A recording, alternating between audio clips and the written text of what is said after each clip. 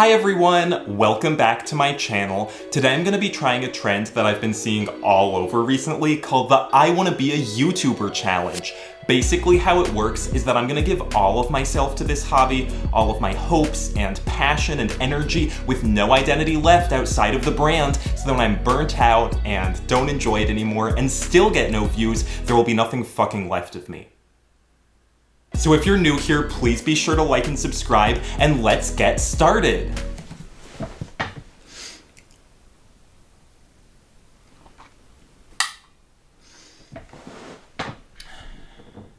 I'm sorry I haven't made a video in a while. I'm bald now. New year, new me. A lot has changed in the months that I've been gone.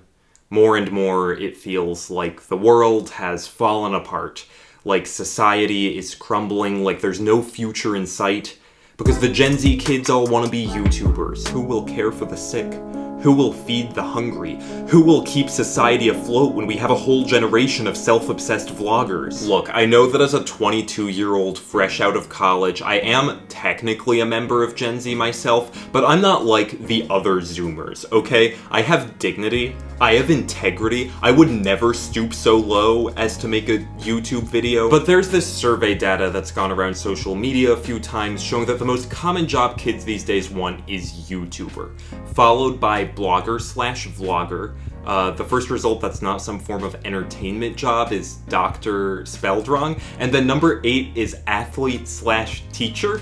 Two famously related careers. Also, the percentages add up to 150%, so I'm a little suspicious of this particular viral infographic, but there have been other similar surveys suggesting these same results. Kids want to be YouTubers, or influencers, or TikTok teens. They don't want real jobs, and this is supposedly extremely disturbing. As the tweet accompanying the infographic says, our society has failed to provide ambitious role models to our children. Kids these days are lazy, they're narcissistic, all they want is attention. Look back 50 years, kids wanted to be astronauts. What are we gonna do without millions of astronauts? Why do no kids want to be actuaries anymore, huh? Also, what is an actuary? Is that like an insurance thing? Or a common response that I've seen to people very concerned about the children is that being a YouTuber is actually a real serious career. I think this is well encapsulated by a tweet that I saw on twitter.com. Can't believe people are still making condescending comments like this in 2021. YouTubers/creators are often very powerful entrepreneurs and cultural figures running highly successful and visible businesses and shaping the next generation of tech products. Which is true, I guess, and I agree and everything, but like, can I just be a lazy narcissist, please? That's good enough for me, personally. Not that I want to be a YouTuber, obviously I'm not into that kind of thing. Imagine a white gay man thinking his voice matters? No, I'm talking about the hypothetical children. And yes, the children are narcissists, okay? They're little egomaniacs, it's fine. There comes a time, maybe at age 8 or 9, when you start to realize that you do not matter. Nothing matters, you're a tiny part of a cold, uncaring universe, so you lie about being 13 so that you can set up a YouTube channel and make some bad vlogs to desperately vie for attention. And yes, the children are lazy. They're little freeloaders, contributing nothing and living the dream. We tell kids to express themselves, to be creative, to follow their passions, and then they say they want to do all that by being YouTubers, and we tell them that's stupid as hell. And I mean, it's not just kids, right? More and more, people who are not children want to be YouTubers too. Again, not me, I'm normal, but people. And I think the appeal is sorta obvious. It's creative work with the validation of an audience. There's a promise of freedom, you can be your own boss. It feels like an escape from the oppressive nature of labor under capitalism to be able to make art, or content or whatever, expressing yourself on your own terms. But it is embarrassing though, isn't it? To want this so much. Like, I'm gonna be honest, I do find it humiliating. I would find it humiliating if I wanted to be a YouTuber. If I were some kind of entitled asshole who thought everyone should just listen to him talk about himself and his feelings all the time. I want to be honest with you guys about something, because you all mean so much to me. I've joked about this in videos in the past. I've had lots of little bits in my videos where I'm like, I want to be a famous YouTube star when I grow up. OMG JK, but what if? Can you imagine? Oh my god, can you imagine how cringy that would be if I were like, I'm gonna take a year after college to pursue YouTube full-time. Like, okay dude, do you have a backup plan? How are you gonna pay your rent? Are you really gonna blow through the money you've been saving from summer jobs for years because you want to be a fucking YouTuber? Okay, great. Sounds good. So, in case you haven't figured this out, the truth is, I want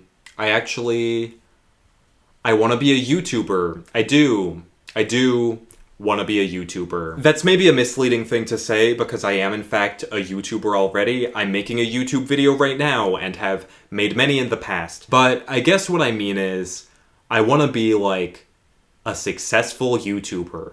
I want it like really bad, actually. Wow, I'm being so vulnerable with my audience right now, letting you in on my hopes and dreams, sharing my true, full, authentic self with the world. Thank you for joining me on my YouTube journey.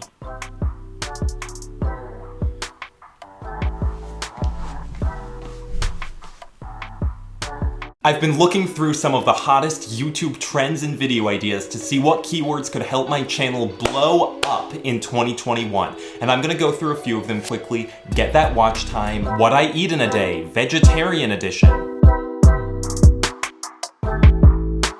I woke up too late to eat breakfast.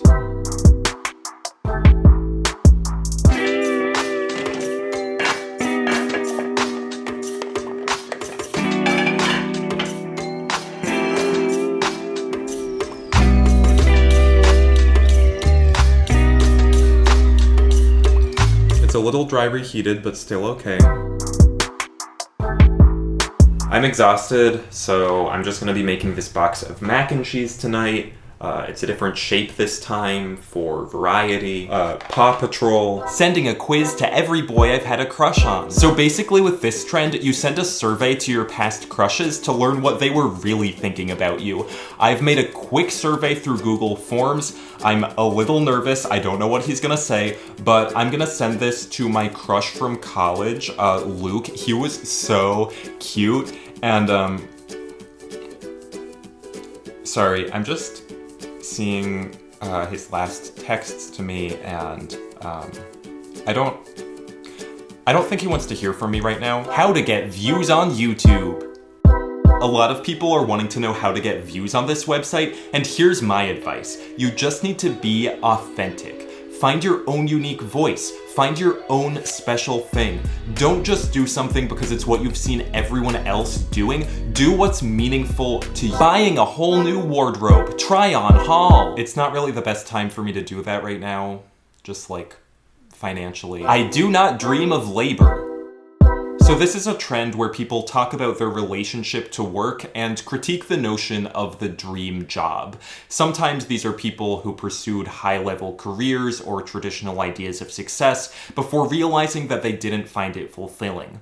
But what they do find fulfilling, maybe, is making YouTube videos. So basically a bunch of whiny Gen Z loser babies. Wah! It's so hard being an adult!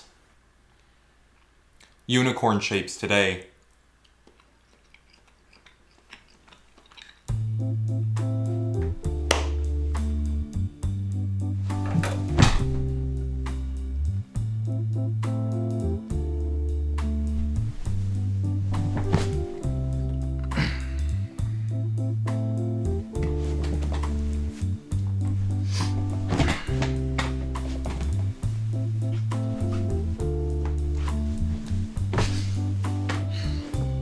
Welcome to the struggles of capitalism, brought to you by an upper-middle-class white man. I should probably be more specific because everyone these days is some kind of middle class. You go from the lower middle class living in poverty to just your normal upper-middle-class family like Elon and Grimes. Look, I'm the real upper-middle class, okay? I'm not one of those rich posers. Yes, my parents paid my college tuition, but I got need-based financial aid for half of it. I had a crappy summer job freshman year.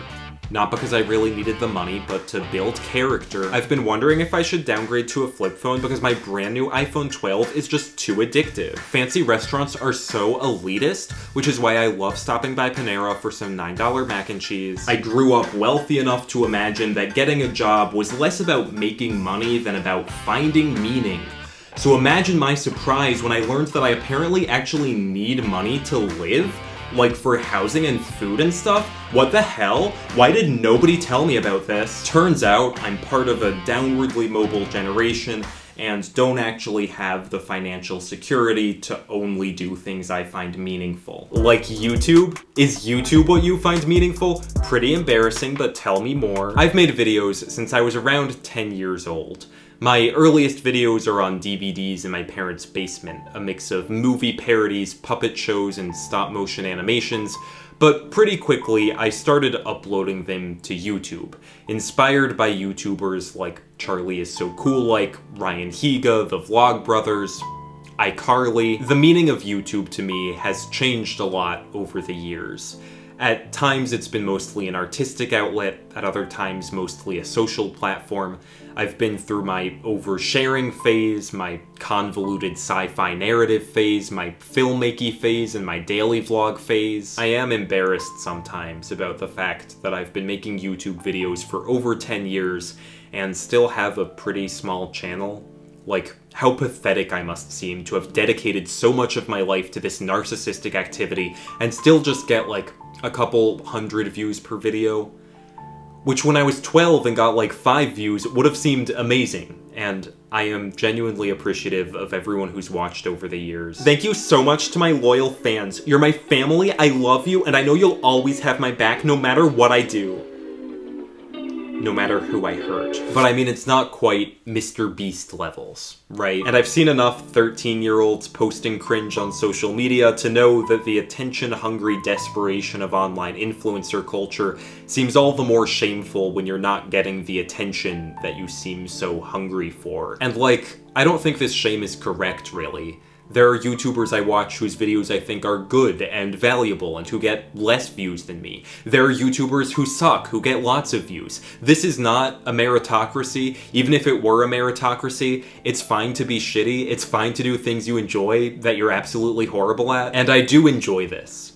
That's why I've kept making videos for so long, is because I just love making videos. This is the thing that I most like doing. And I don't think I'm horrible at it, to be clear. I think I'm pretty good at it, actually. In fact, you know what? I'm just gonna say it. I know we're all thinking it. I'm the best YouTuber by far. My videos are so goddamn good, and everyone else is jealous as hell. But this has always been a hobby for me. I've never meaningfully tried to grow my channel. There are lots of YouTube best practices that I simply have not followed. My titles have been vague, my thumbnails uninviting. The thing is, at any given time, I've always had something else that was my main thing. I'd be in school or have a job and be doing YouTube on the side.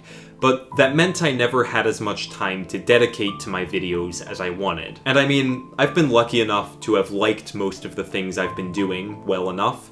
I liked being a college student. I liked some of my jobs, not all of them. I didn't love being a water bottle cop for AMC theaters. I'm sorry, you can't bring that bottle into the movie theater because we need you to buy our $5 water. Also, are you an AMC Stubs member? If you join today, you could upgrade your $5 water to a medium. Maybe I sometimes get a few weeks off during the summer in which I can truly focus on my videos, but then I want to take that time to actually relax and unwind, so I'm not going to work too hard on the videos. And so, you know, when I'm working on my videos, I'm tired and mentally depleted, so I don't upload as often as I'd like, or the videos aren't as good as I'd like.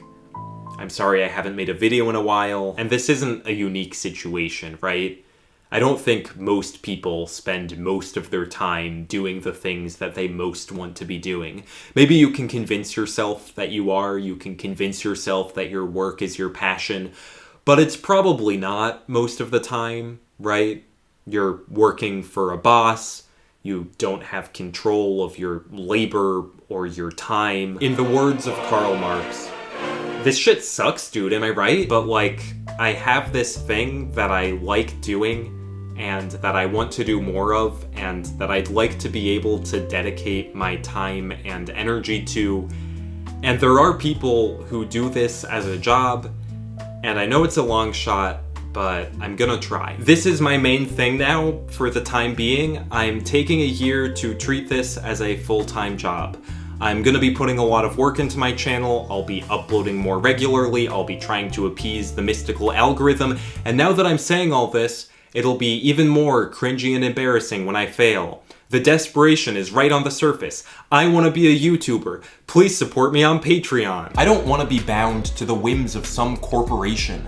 I want the freedom to work for you, my audience. And that's why I'm excited to announce some new high-level Patreon tiers. At the $50 a month tier, I'll thank you by name every night in my gratitude journal. At the $100 a month tier, I'll put a framed picture of you beside my bed so that you're the first person I think of every morning when I wake up. For $500 a month, I'm offering my hand in marriage. We'll be engaged for around a year, during which time I'll work with you to plan the wedding. Friends and family are welcome. At $1,000 a month, you'll be funding a livable life for me, so you can have my death. You'll get access to a shared burial plot at a cemetery of your choice. At the $2,000 a month tier, you'll get exclusive access to my firstborn child. You can choose a name and make key parenting decisions, like what school the child goes to and whether to circumcise. I'm so excited to be creating content independently, not beholden to a company or a boss, so that I can have the freedom to live my life and follow my passions on my own terms.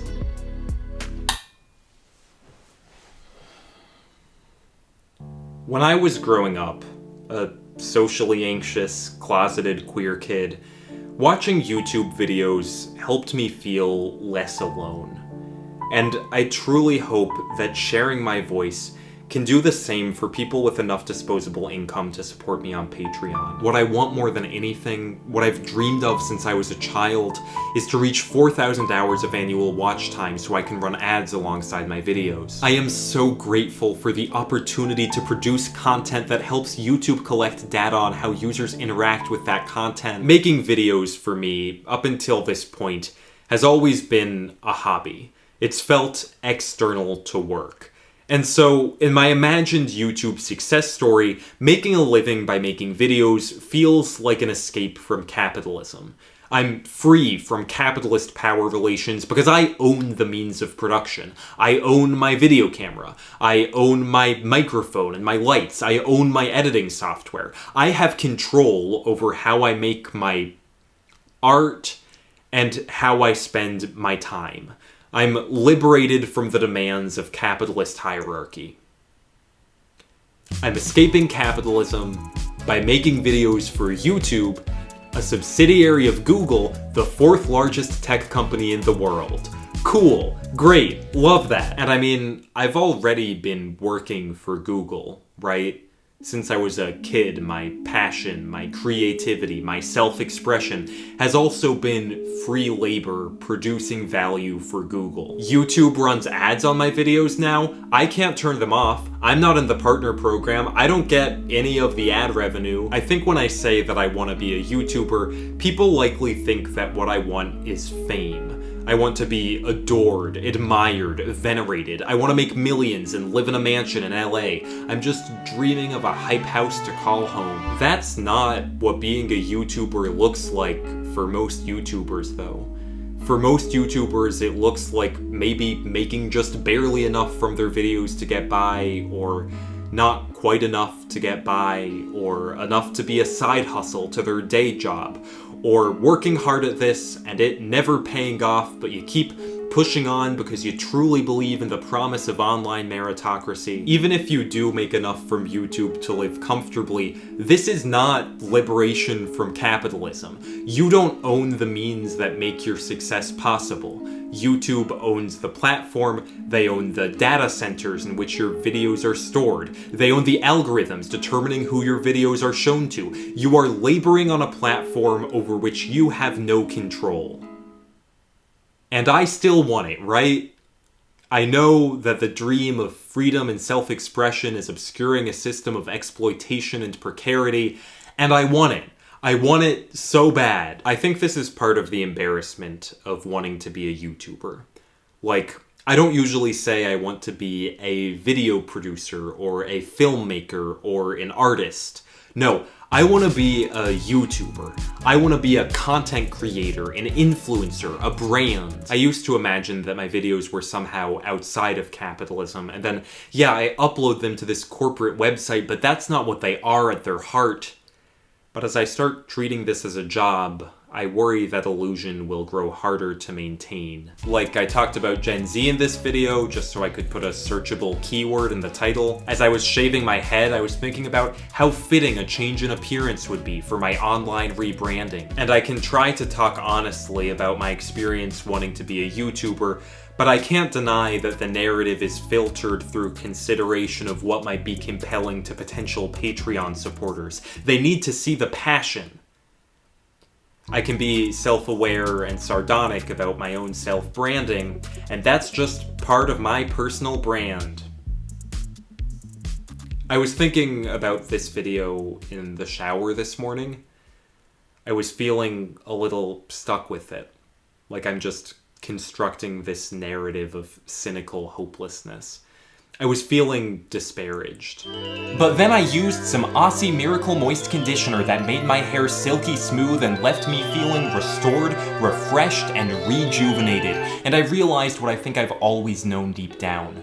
That meritocracy may be a myth for most people, but it's not for me. I'm one of the chosen few. Since I was a child, I've watched YouTubers with their cool YouTube friends and admiring fans, and I've known that if only I had what they have, I would never be lonely or insecure ever again. And I'm gonna do it, baby. I'm gonna make it on this website, and at last I'll be free. Personal branding is the path to a true, authentic me. I'm manifesting my success so hard right now. I'm manifesting $1,000 a month on Patreon by this time next year, July 27th, 2022. I know the universe won't let me down. From here on out, I'm gonna be my authentic self. A quirky Gen Z entrepreneur with a go-get-em attitude and plenty of hustle. I'm finally gonna follow my heart to become a visible cultural figure with a successful content creation business shaping the next generation of tech products. And now that I've embraced the real me, I know that YouTube will reward me, because that's what makes YouTube so special.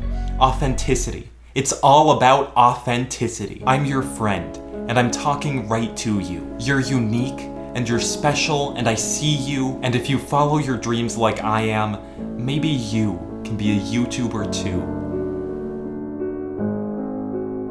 Wow, I sure have learned a lot today. I wanted to be a YouTuber as an escape from the oppressive and exploitative nature of neoliberal capitalism, but it turns out there's no escape. Neato! I'm turning on this light now to indicate a change in tone. It's sincerity time, everybody. So yeah, I want to be a YouTuber, and I am going all in on this for a year. But it can only be possible with your help. I'm gonna move this light out of the shot. I feel like this does not need to be here anymore. The easiest things you can do are the classics: liking, commenting, subscribing, hitting the bell to turn on notifications. One of the most helpful things you can do is to share my videos with other people. Maybe send this video to your friend who's always joking about wanting to be an influencer. And if you're able, you can consider supporting me on Patreon for as little as $1 a month. Much more affordable than some of the tiers I talked about earlier. I want to be clear, since I've talked in this video about the precarity of the creator economy,